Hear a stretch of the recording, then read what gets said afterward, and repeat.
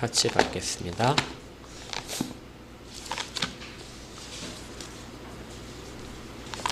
사무엘하 21장 1절부터 9절까지의 말씀입니다.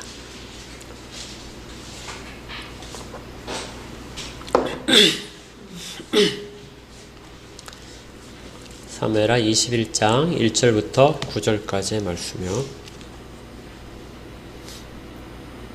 다 찾으셨으면 우리 한 절씩 교대로 하나님의 말씀을 읽으며 하나님의 말씀 받도록 하겠습니다. 제가 먼저 읽겠습니다. 다윗의 시대에 해를 거듭하여 3년 기근이 있으므로 다윗이 여호와 앞에 간구하매 여호와께서 이르시되 이는 사울과 피를 흘린 그의 집으로 말미암음이니 그가 기브온 사람을 죽였음이니라 하시니라. 기브온 사람은 이스라엘 족속이 아니요 그들은 아모리 사람 중에서 남은 자라. 이스라엘 족속들이 이전에 그들에게 맹세하였거늘 사울이 이스라엘과 유다 족속을 위하여 열심히 쓰므로 그들을 죽이고자 하였더라. 이에 왕이 기브온 사람을 불러 그들에게 물으니라. 다윗이 그들에게 묻되 내가 너희를 위하여 어떻게 하랴? 내가 어떻게 속죄하여야 너희가 여호와의 기업을 위하여 복을 빌겠느냐 하니 기브온 사람이 그에게 대답하되 사울과 그의 집과 우리 사이의 문제는 은금에 있지 아니하오며 이스라엘 가운데에서 사람을 죽이는 문제도 우리에게 있지 아니하나이다 하니라. 왕이 이르되 너희가 말하는 대로 시행하리라. 그들이 왕께 아뢰되 우리를 학살하였고 또 우리를 멸하여 이스라엘 영토 내에 머물지 못하게 하려고 모의한 사람의 자손 7사람을 우리에게 내주소서. 여호와께서 택하신 사울의 고을 기브아에서 우리가 그들을 여호와 앞에서 목매어 달겠나이다 하니 왕이 이르되 내가 내주리라 하니라. 그러나 다윗과 사울의 아들 요나단 사이에 서로 여호와를 두고 맹세한 것이 있으므로 왕이 사울의 손자 요나단의 아들 무비보셋은 아끼고 여호와에게 있는 자 곧 사울의 두 아들 알모니와 무비보셋과 사울의 딸 메라백에서 난 자 곧 모올랏 사람 바르실레 아들 아드리엘의 5 아들을 붙잡아 그들을 기브온 사람의 손에 넘기니 기브온 사람이 그들을 산 위에서 여호와 앞에 목매어 달매 그들 7사람이 동시에 죽으니 죽은 때는 곡식 빼는 첫날 곧 보리를 베기 시작하는 때더라. 아멘.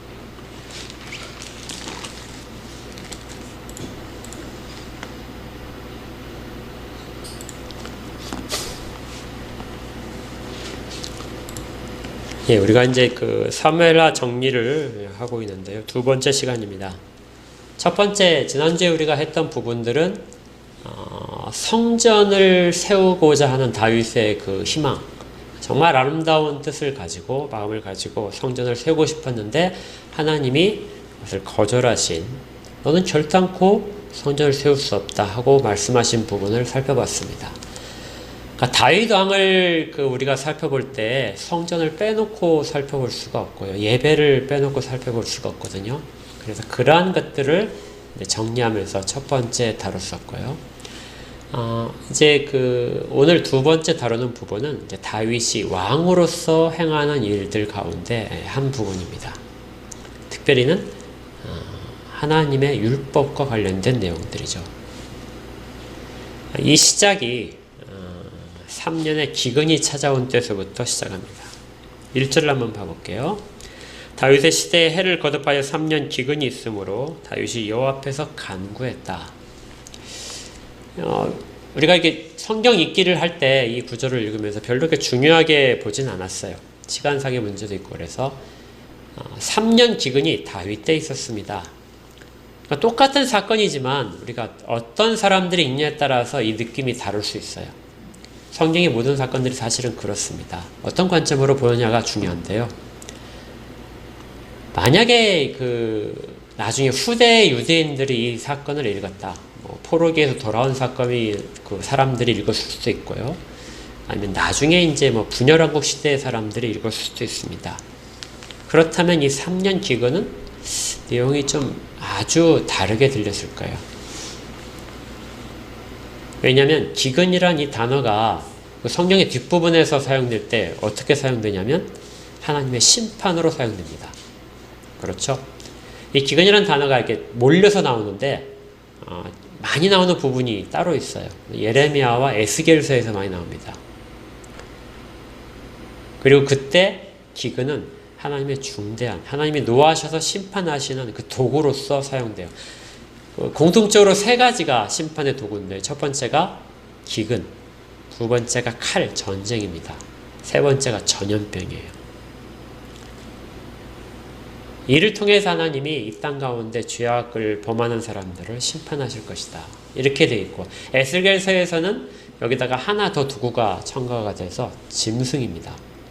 사나운 짐승들을 통해서 심판할 것이다.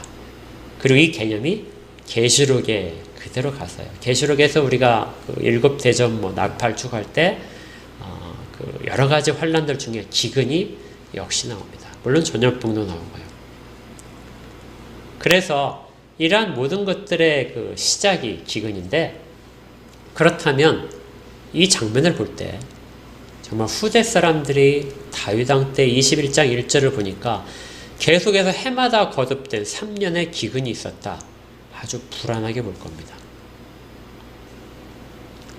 또 하나 이것이 조금 더 사람들을 불안하게 만드는 점이 뭐냐면요.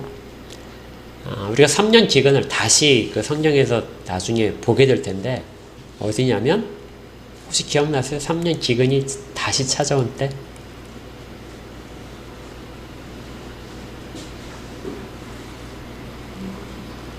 이제 우리가 열왕기하 역대기를 나중에 살펴보겠는데요.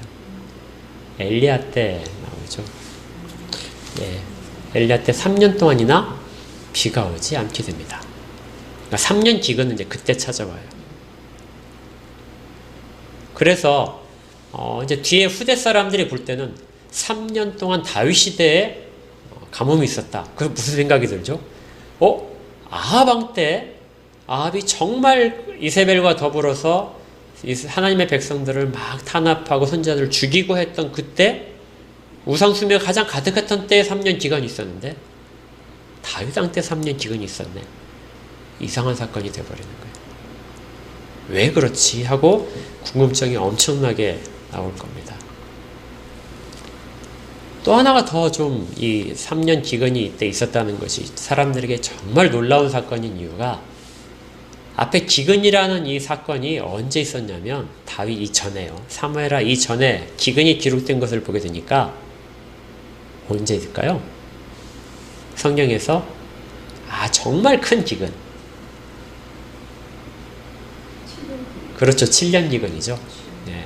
언제냐면 애굽을 중심으로 해서, 애굽만이 아니라 그 근처의 모든 근동지방, 가나안 땅까지도 다 휩쓸렸던 놀라운 기근이 있었습니다. 창세기 41장부터 기록된 거예요. 그래서 그 기근에 대비해서 하나님이 요셉을 먼저 애굽에 보내셔서 총리가 되게 하시고 그 기근을 건널 수 있도록 만드신 것이죠. 그 창세기의 기근 이야기가 7년 기근이 나온 다음에 성경이 놀랍게도 기근 이야기가 없었어요. 800년 동안이나 기근 이야기가 없습니다. 그 땅에 기근이 없었던 게 아니에요. 그 땅은 늘 비가 부족한 땅이라 기근이 있었을 것입니다. 당연하게 우리가 상식적으로 생각해도 그래요. 그런데 성경에서 기록할 만한 특별한 의미가 없었을 거예요. 그리고 3년 동안 계속된 적도 없었을 것이고. 그런데 그 기근이라는 그 단어가 라브란 단어인데, 이 단어가 여기에 이제 처음으로 등장합니다. 800년 만에 심한 가뭄이 든 거예요. 그런데 그게 언제라고요? 다윗 때인 거죠. 공교롭게도 다윗 때의 그 심한 심판의 도구로 사용될 기근이 나타난 것입니다. 왜 다윗 때 이런 일이 발생을 할까요? 다윗이라면 정말 하나님의 마음에 드는 왕인데, 지금 다윗이 죄를 범한 때가 아닙니다. 이때를 대략적으로 살펴보게 되면 다윗이 헤브론에서 왕이 된 다음에 사울의 그 아들 중에 한 사람과 이제 왕국이 분열되어 있었죠. 그리고 통일되어서 다시 예루살렘으로 이제 이게 통일 왕국의 수도로 삼고 올라온 장면이 이제 7년 만에 올라오게 되는데, 그 이후에 있었던 일이라고 봐요. 그러니까 뭐 다윗이 아주 밧세바를 범한 그런 장면도 아니고 나중에 인구조사를 해서 죄를 범한 장면도 아닙니다. 그런데 정말 이유를 잘 모르는데 다윗이 가장 신실하게 하나님을 따르고 있던 그때 3년 동안이나 기근이 있었던 것이죠. 다윗의 그 왕권을 완전히 흔들 만한 큰 사건입니다. 그리고 이 사건을 통해서 다윗의 어떤 대처하는 방법을 통해서 정말 다윗이 왕으로서 어떤 일을 해야 되는가가 세상 가운데 드러나게 돼요. 그래서 이 사건을 제가 두 번째 사무엘서를 정리하면서 두 번째 본문으로 택한 것입니다. 다윗 왕국이 많이 흔들렸을 거예요. 지금도 그렇지만 3년 동안에 가뭄이 들었다면 대통령 탄핵하지 않겠습니까? 물을 잘 다스리지 못하는 왕들은 옛날부터도 탄핵을 하거나 뭐 처벌을 하거나 반란이 일어나 이런 식으로 해서 충분히 왕조가 바뀌는데 다윗도 매우 위기에 처했을 것입니다. 시편 가운데 32편, 3편 이런 부분들을 보게 되면 다윗이 자기에게 대해서 험한 말들 하는 사람들을 계속 이야기하는데요. 아마 이 상태가 아닐까 생각이 돼요. 정말 아무 데서도 답을 찾을 수 없고 사람들의 원성은 점점 높아지고 왕인 다윗의 책임은 점점 강해졌을 겁니다. 이 상황에서 다윗이 할 수 있는 것은 하나밖에 없죠. 백성들에게 물을 어떻게 공급하겠어요? 어떻게 농사 지을 만한 그런 물을 주겠습니까? 가축을 먹일 물을 어디서 찾겠어요? 하나님 앞에 간구하는 것입니다. 그래서 1절에 이 3년 기근 동안에 다윗이 여호와 앞에서 간구했다 이렇게 됩니다. 그런데 또 이 3년 기근이라는 것이 우리를 당황스럽게 하는 것이 다윗이 그러면 3년 동안 기근이 막 들고 나서 정말 견딜 수 없으니까 하나님 앞에 간구했을까요? 다윗은 절대로 그런 사람이 아닙니다. 다윗은 조그마한 일이 있더라도 하나님 앞에 바로 엎드리는 사람이에요. 우리가 앞에서부터 충분히 봤잖아요. 첫 번째 기근이 들었을 때도, 첫 해 기근이 막 들기 시작했을 때도 다윗이 하나님 앞에 엎드렸을 것이고 그 다음에 또 엎드렸을 겁니다. 계속해서 엎드렸지만 하나님이 답이 없으세요. 그리고 3년째 되는 해, 그 심한 가뭄 속에서 하나님이 그때야 비로소 응답하시기 시작합니다. 그러니까 다윗이 한번 심정을 한번 생각해 보세요. 얼마나 다윗이 답답하고 얼마나 어디 기댈 곳 하나 없고 사람들 속에서 위협을 느꼈을까요? 좀 신앙생활도 그런 것 같아요. 일단 신앙에도 맷집이 있습니다. 하나님이 살짝 치셔도 막 바짝 하나님 앞에 엎드리는 사람들이 있어요. 이런 사람이 복 있는 사람이에요. 하나님이 아주 심하게 안 치시거든요. 그런데 적당히 치시면은 전혀 반응하지 않는 사람들, 맷집이 아주 좋아서, 반항의 맷집이 좋아서 적당히 쳐서는 절대 꼬꾸라지지 않는 사람들 있습니다. 잠깐 아플 때는 잠깐 돌아설 것 같지만 여전히 다시 처음으로 돌아가는 사람들이 많아요. 그런 사람들은 정말 엄청 두드려 맞고 KO 될 때까지 버티다가 의식을 잃을 때쯤 돼서 완전히 넘어졌을 때 그때야 비로소 하나님 앞에 항복하고 돌아오는 사람들이 있습니다. 사울이 그런 사람이에요. 그는 끝까지 돌아오지 않습니다. 맞아도 움직이지 않아요. 회개하지 않습니다. 다윗은 그 완전히 반대의 사람이에요. 조그만 거에도 쉽게 반응을 하고 하나님 앞에 그걸 가지고 와서 엎드리고, 어떻게 보면은 엄살쟁이일 수도 있어요. 엄살을 너무 떠는 거 아닌가 이렇게 생각할 수도 있어요. 너무 과장하는 거 아닌가 이렇게 생각될 정도로 그렇게 하나님 앞에 엎드려야 됩니다. 우리도 다 그러길 바랍니다. 엎드리되 일어서서 잊어버리지 말고 엎드리고 잊지 않고 그대로 하나님의 은혜 가운데서 계속해서 살 수 있는 사람들이 되기를 그렇게 축복을 합니다. 그렇다면 이렇게 자주 하나님 앞에서 엎드리는 이 다윗에 대해서 하나님이 응답하시지 않는 것이 더 이상한 거죠. 그것도 3년 동안이나. 그리고 3년째 되던 때에 비로소 답변이 옵니다. 그게 뭐냐면 1절의 후반절에 있는 거예요. 여호와께서 이르시되 이것은 너의 잘못이 아니다. 이스라엘의 잘못도 아니다. 무슨 잘못이 있었냐면은 분명히 잘못이 있었다는 거예요.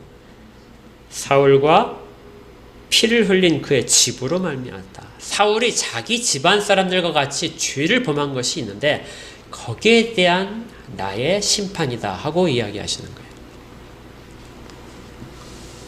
이게 근데 또 이상합니다, 이것이. 왜 사울과 사울 집안이 죄를 범했는데 뭐 사울 때 심판을 하시지?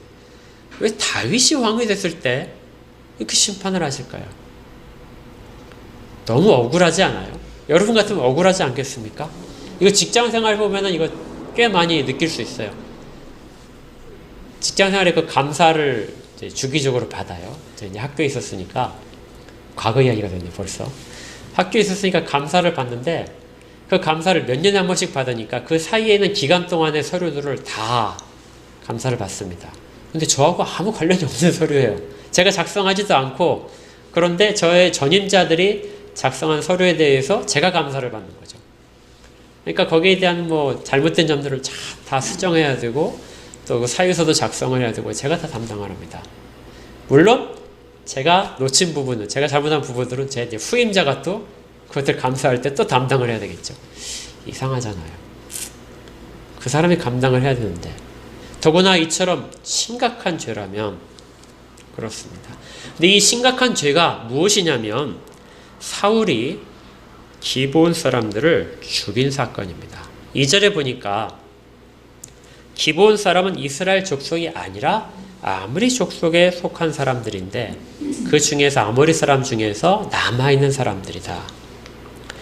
이스라엘 족속이 전에 그들에게 맹세하기를 여호수아가 가나안 지방을 정복을 할 때 이 기브온 사람들이 여호수아를 속이고 화친을 맺었죠.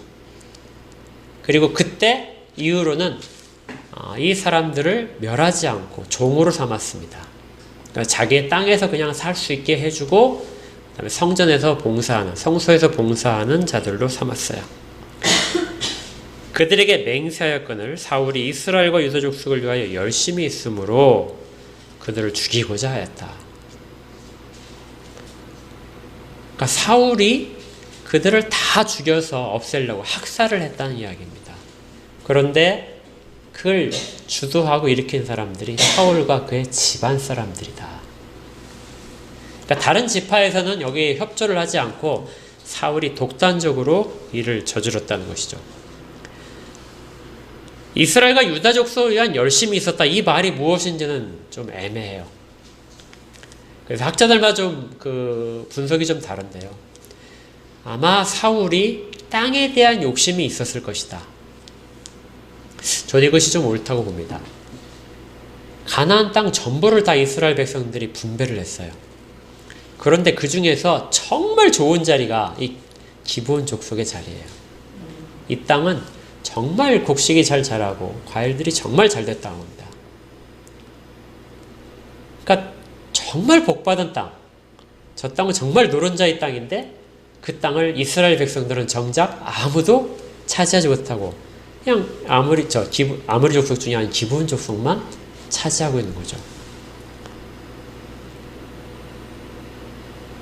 그래서 아마 사울이 이 땅을 탐냈을 것이다. 다른 땅들은 서로에게 아무런 차지할 수 있는 명분이 없습니다. 왜냐하면 하나님께서 주신 기업이기 때문에. 그런데 여기만 지파 분배가 안 돼 있어서 여기를 차지하게 되면 이스라엘이 훨씬 더 유복하게 될 것이다. 물론 사울의 개인적인 욕심도 있었을 것입니다. 그래서 어떤 계기를 만들어서 그곳을 학살하기 시작한 것이죠. 물론 이것이 실천되지는 완전히 완수되지는 못했습니다. 이스라엘들이 나머지 지파가 반대했을 수도 있고요. 제사장이나 선지자들이 책망을 했을 수도 있습니다. 그러니까 중간에 멈춘 것은 분명해요. 그런 거에 대한 핏값으로 지금 3년 기근이 찾아왔다. 그래서 하나님께서 말씀을 해주십니다. 그럼 아까 우리가 제기했던 질문이 있잖아요. 왜 다윗 때 이걸 해야 되죠? 하나님께서 진노하셔서 사울의 집안을 그냥 치셔도 되고, 그 3년 기근을 사울 왕 때 주셔서 사울 왕을 무너뜨리면 그게 훨씬 더 정의롭지 않습니까? 그런데 하나님도 이 치실 때를 아시는 것 같아요. 하나님이 사울을 치시면 사울이 들었을까요? 절대 안 들었겠죠. 더 아마 강포해졌을 겁니다. 그러면 이스라엘 백성들에게 훨씬 더 큰 피해가 찾아왔겠죠. 사울은 회개하지 않을 사람입니다. 그리고 이 핏값을 해결할 수 있는 의지도 전혀 없었을 거예요. 분명히 학살에 대한 해결을 해야 됩니다. 그리고 보상을 해야 돼요. 중요한 건 보상이에요. 하나님이 하나님의 이름으로 약속하셔서 그들의 생명을 보존하겠다, 너희를 해하지 않겠다고 하나님의 이름으로 약속된 것을 누군가 깼다면 거기에 대한 피해 보상을 하나님이 하셔야 됩니다. 그런데 사울왕을 통해서는 가능하지 않은 거죠. 그래서 제가 생각할 때 하나님께서 다윗 때 이 모든 책무들을 하도록 하신 것 같아요. 우리가 혹시라도 우리가 어떤 환난을 받고 우리 환경이 너무 안 좋다 이렇게 했을 때 다른 사람을 볼 때 저 사람의 환경이 저런 이유는 저 사람이 무엇인가 하나님 앞에 반드시 잘못한 것이 있을 거야. 해결하지 못한 부분이 있을 거야. 이렇게 말하는 것에 대해서 조심스러울 필요가 있습니다. 다윗도 그런 이야기 속에서 엄청나게 시달렸을 거예요. 그런데 정작 하나님이 답변하지 않으시다가 3년 후에야 답변이 온 것이 사울 때문이다. 이렇게 말씀하시는 거예요. 사울 때문에 다윗만 힘들어진 것입니다. 그런데 왜 힘들어졌냐면 다윗이 왕이기 때문에 그래요.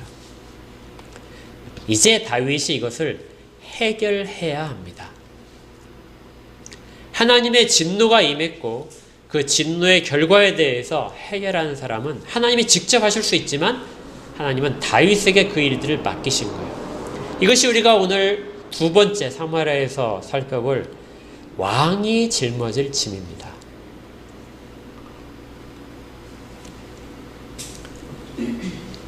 그런데 하나님이 다윗을 통해서 이 일을 하라고 하신 것은 다윗이 이 일을 해결할 만한 능력이 있기 때문에 그래요. 하나님은 맡기실 만한 사람에게 맡기십니다. 물론 어떤 사람을 선택하셔서 그에게 어떤 책무를 맡기실 때 그 일을 감당할 만한 능력과 지혜들을 주세요. 그리고 또 권한까지도 주십니다. 그러니까 하나님께서 창세기에 그 사람을 처음 만드실 때 다른 동물들을 다 만드셨잖아요. 다른 부분 다 만드시고 그 다음에 사람을 만드실 때 아담에게 그 모든 것들을 다 다스리고 에덴 동산을 지킬 만한 능력들을 주셨어요. 하나님이 사명을 주실 때는 능력을 함께 주십니다. 하나님은 결코 능력 없는 자에게 사명을 주시지 않아요. 그래서 두 가지는 항상 같이 옵니다. 지금 다윗은 하나님이 선택하신 왕이고 그를 할 만한 능력을 받았어요. 물론 사울도 이것들을 분명히 받았지만 그는 그것들을 자기 욕심을 따라서 행하고 자기의 어떤 폭력적인 방향으로 사용을 해서 더 큰 악들을 지은데 반해서 다윗은 그걸 가지고 가장 선한 방향으로 사용하고 있는 겁니다. 왕은 자기 생각에 옳은 대로 하는 자가 아니라 하나님의 뜻을 지켜서 행하는 자인 것이죠. 그걸 감당하고 있는 겁니다. 다윗이 이 문제를 해결하기 위해서 지혜롭게도 이 기브온 사람들을 불렀습니다. 그래서 기브온 사람들에게 물었어요. 어떻게 해야 너희들이 하나님께 대해서 우리를 위해서 복을 빌겠느냐? 그러니까 이 문제에 대해서 모든 너희의 마음을 다 내려놓고 만족하고 우리를 위해서 복을 빌어줄 수 있겠느냐? 이렇게 방법을 구합니다. 이 피해자의 의견을 구해야 돼요. 내가 하나님을 잘 믿고 우리가 우리의 죄를 하나님 앞에서 회개했다고 그래가지고 그것들을 하나님께서 다 해결하신다. 꼭 그렇지만은 않아요. 반드시 피해를 받은 사람에게 가서 그 사람이 하나님 앞에 이야기할 수 있게 해야 됩니다. 이건 이 땅을 살아가는 법칙이죠. 물론 주님의 은혜로 우리의 모든 죄가 사해지지만 이 땅에서의 법칙 가운데서 우리로 인해서 피해받은 사람이 있다면 그 사람이 하나님 앞에서 이의 죄를, 모든 죄가 아니에요. 하나님의 이름으로 맹세한 거에 대한, 하나님 이름을 모독한 죄에 대해서 그 피해자들이 하나님 앞에 용서해 달라고 말을 해야 되는 것이죠. 그래서 지금 기본 사람들의 의견을 구하는 것입니다. 어떻게 배상을 해야 되느냐.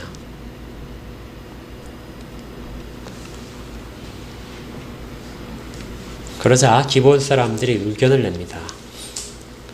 4절입니다. 기본 사람이 그에게 대답하되 사울과 그의 집과 우리 사이의 문제는 은금에 있지 않는다. 어떤 물질적인 것으로 보상을 많이 해준다고 해서 해결될 수 있는 게 아니다.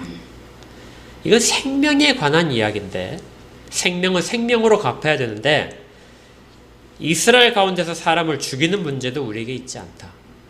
그들의 생명을 우리가 취할 수도 없다. 그 권한이 우리에겐 없다는 것이죠. 그들이 말하자 그러면 다윗이 이야기합니다. 그렇다면 너희들이 말하는 대로 내가 되겠다. 생명을 생명으로 갚아야 되는 일이 있다면 그것이 너희들이 만족한다면 그 일을 왕의 입장에서 하겠다. 이 율법에 대해서 신실하게 대행자, 재판관이기도 하고 그 모든 것들의 시행자이기도 한 다윗이 하는 답변입니다. 너희가 말하는 대로 내가 해주겠다. 5절에 그렇다면 우리를 이 땅 가운데서 다 없애려고 했던, 하나님의 이름으로 맹세한 그 맹세를 다 깨고 우리를 없애려고 했던 사울의 집안 사람들 7 남자를 우리에게 넘겨주어라. 그러면 우리가 그들을 목매달아서 죽이겠다. 매우 잔인하게 보이는 장면입니다. 여기서 가장 이상적으로 본다면 우리가 그들을 용서하겠습니다. 이 기본 사람들 하면 제일 좋겠죠. 그런데 구약시대를 보시면은 구약시대에는 반드시 율법은 거기에 해당하는 죄를 반드시 갚아야 됩니다. 배상을 해야 돼요. 아마 기본 사람들이 사울의 집에 남아있는 사람들을 우리가 죽은 만큼, 학살당한 만큼 그 숫자만큼 죽여달라고 하더라도 전혀 과장된 요구가 아니었을 거예요. 근데 그들은 단 7사람으로 우리가 끝내겠습니다. 대신 그들을 목매달아 죽이겠습니다. 이 목매달아 죽이는 것은 신명기 율법에 따르면 가장 저주를 받은, 언약을 저버린 자들이 가장 저주받는 죽음입니다. 그러니까 사사로이 우리가 그들의 목숨을 취하는 것이 아니라 그들이 언약을 어긴 것에 대한 징벌, 하나님의 이름을 모욕한 것에 대한 징벌을 해주십시오 하는 거예요. 여기에서도 율법이 계속해서 드러납니다. 율법 가운데에서 다윗의 행하는 일들을 요구하고 자기들도 율법 가운데서 그 일을 하겠다는 거예요. 그러자 다윗이 그대로 이루어질 거라고 이야기합니다. 7절에 그런데 7명을 넘겨줄 때 다윗과 사울의 아들 요나단 사이에 서로 여호와를 두고 맹세한 부분이 있었어요. 여기도 여호와의 이름을 두고 맹세를 한 것이 걸립니다. 왜냐하면 다윗이 요나단과 이야기할 때 그 후손들을 보호하겠다고 했거든요. 그래서 요나단의 자손이, 요나단이 제일 큰 아들이니까 요나단의 자손이 제일 먼저 가야 되겠죠. 그 아들 중에 무비보셋이 살아있으니까 무비보셋을 그 7명 가운데 포함시켜서 넘겨야 당연히 되는데 다윗이 무비보셋 이름을 빼게 됩니다. 그리고 다른 자식들을 넘겨주죠. 손자를 넘겨주고 자식들을 넘겨줍니다. 이렇게 해서 처형이 완결되게 됩니다.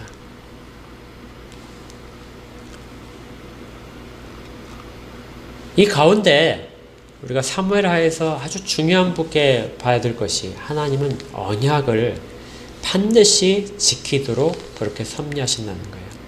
하나님의 이름으로 맹세가 된 것들에 대해서는 하나님은 반드시 그것들을 책임을 지십니다. 시간이 많이 지나면 잊어버릴 것이 아니라요. 하나님은 신실하시기 때문에 비록 속임수를 통해서 여호수아의 그 무지함을 통해서 이루어진 것다 할지라도 하나님의 이름으로 된 것들에 하나님이 책임을 지신다는 것. 이건 꼭 기억을 해야 됩니다. 후대에 들어와서 하나님의 이름에 대한 가치가 점점 떨어지고 있고요. 우리도 마찬가지입니다.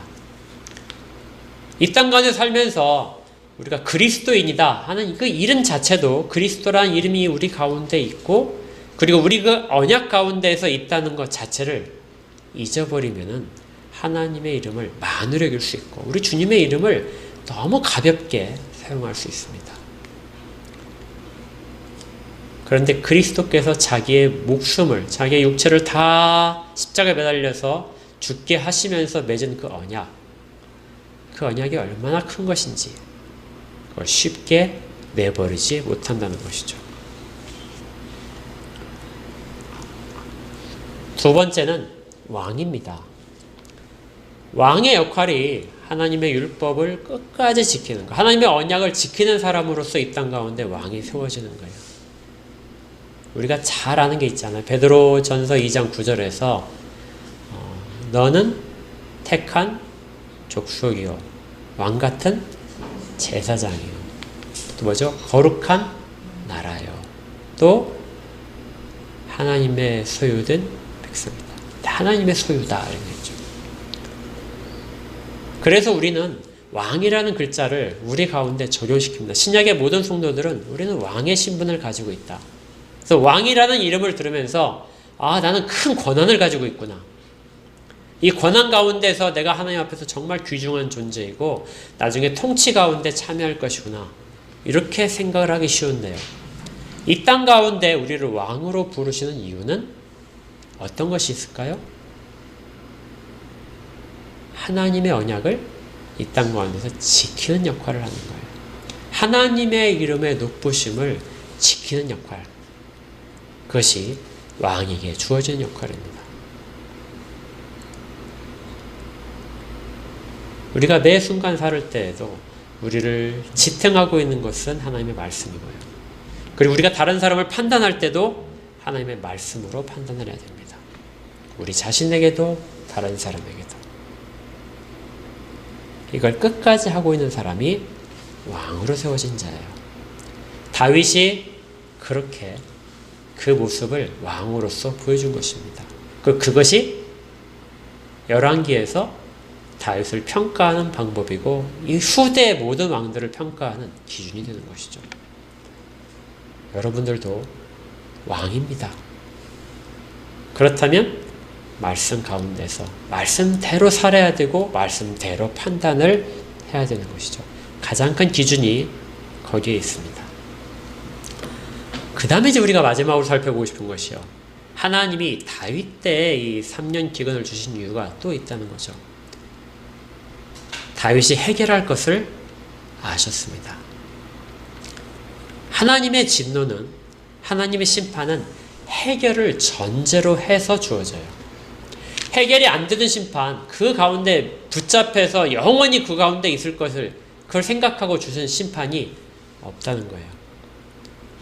반드시 해결되고 보상되고 그 가운데서 하나님의 은혜를 체험하고 벗어날 수 있게 더 단단한 상태로 나올 수 있도록 하기 위해서 심판이 주어지고 3년 기근이 주어지고 그리고 다윗이 그 모든 것들을 회복시킬 수 있던 것입니다. 하나님은 항상 그렇게 일하시는 거예요. 어떤 문이 닫혀서 하늘의 문이 닫혀서 기근이 찾아올 때 다른 쪽 문을 여시는 분이 하나님이다. 그걸 통해서 하나님은 또 다른 은혜들을 체험케 하십니다. 그렇다고 이 3년 기근의 고통이 잊혀지는 건 아니죠. 우리가 24장에서 다윗이 인구조사의 잘못을 범한 다음에 천사를 통해서 사자를 통해서 너의 죄를 내가 책망할 텐데 그 징벌로서 세 가지 중에 하나를 택하라 하고 다윗에게 옵션이 주어진 적이 있었죠. 그때 첫 번째 나오는 것이 7년 기근입니다. 그런데 이제 역대기를 보게 되면 역대기 21장에서 똑같은 게 나오는데 그때는 3년 기근으로 나와요. 다윗은 그걸 절대로 선택하지 않죠. 왜 그런지 아시겠죠? 이 3년 기근을 겪으면서 너무 힘들어서 그래요.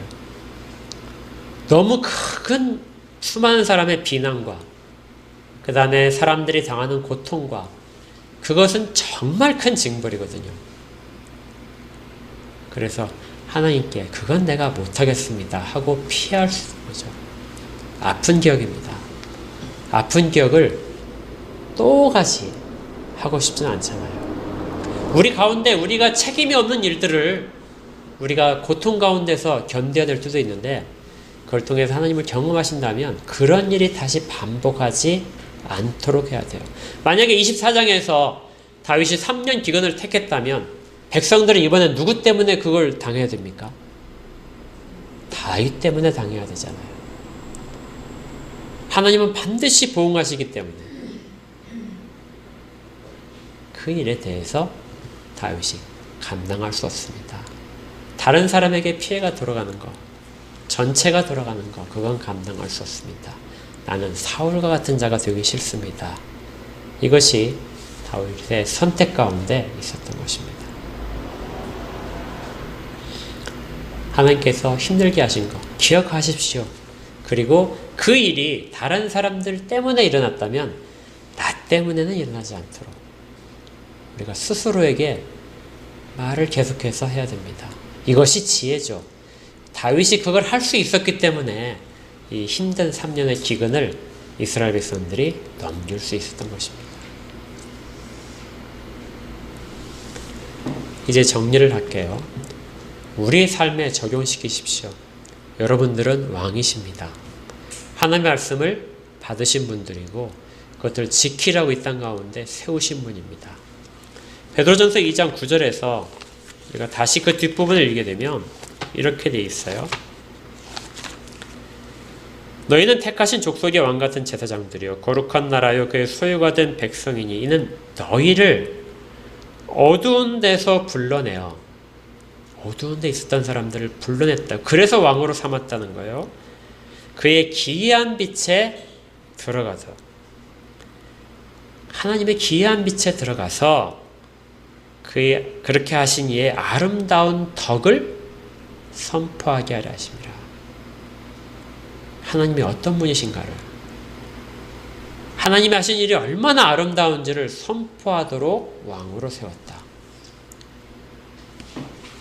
다윗이 그 일을 했다는 것입니다. 하나님은 반드시 갚아주실 것이다. 하나님의 이름으로 한 모든 약속을 하나님은 반드시 지키시고 그것들을 어기는 사람에 대해서는 반드시 보상하도록 그렇게 하시겠다. 그분이 우리의 하나님이십니다. 신약 가운데서 우리의 모든 것들이 다 예수 그리스도 안에 있지만 그 구약에 있던 이 법칙도 우리 가운데 여전히 하나님의 언약으로서 남아 있습니다. 하나님의 일들을 하십시오. 그리고 그 가운데 머무르십시오. 그걸로 판단하십시오. 그러면 하나님은 우리를 늘 든든히 붙드시고 혹시라도 우리가 세상 가운데서 당할 피해가 있다면 반드시 하나님의 이름으로 그것들을 갚아주실 것입니다. 그 하나님의 복이 우리 모두에게 있기를 주 이름으로 축복합니다. 함께 기도하겠습니다. 하나님 감사합니다. 하나님의 신실하심을 오늘 본문을 통하여 다시 살펴보게 됩니다. 세상의 불의와 폭력 가운데 저희들이 일방적인 피해자로 남아있게 하시고 하나님의 일들을 하나님의 사람들을 통하여 회복하게 하시고 보상받게 하심을 바라봅니다. 물론 이것보다 훨씬 더 큰 보상이 저희들이 나중에 하나님 나라에서 받을 테지만 이 땅 가운데서도 주께서 그 의로움을 공의로움을 펼치실 것을 믿습니다. 그리고 지혜롭게도 저희가 다른 사람이 행한 잘못들을 따라하지 않도록 그렇게 저희를 붙들어 주시옵소서. 항상 이렇게 행하실 하나님을 찬양합니다. 예수 그리스도 이름으로 기도합니다. 아멘.